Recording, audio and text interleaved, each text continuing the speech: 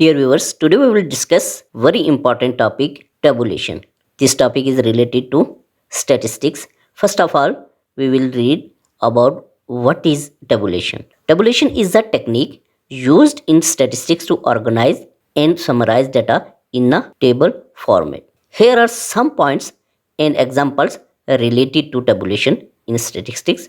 First one is tabulation helps to present data in an organized and structured manner, making it easier to analyze and interpret. Second one is tabulation involves arranging the data into rows and columns, with each column representing a variable and each row representing an observation. Third one is the simplest form of tabulation is a frequency distribution table, which shows the number of times each value occurs in a dataset. 4 is other types of tabulation include cumulative frequency tables, relative frequency tables, and joint frequency tables. Fifth one is tabulation can be done by hand using a pen and paper or using software such as Microsoft Excel or statistical software like or SPSS. Example: imagine you want to tabulate the exam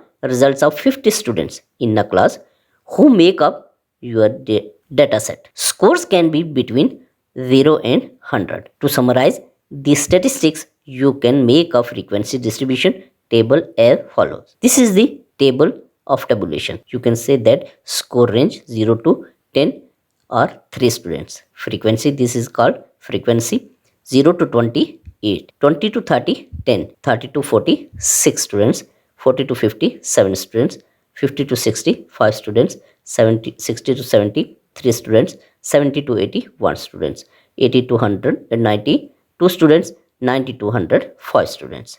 This is called groups or classes or score range. This is called frequency. The most frequent scores range 0 to 30 is shown in this table along with the number of pupils who fell within each range of 10 points.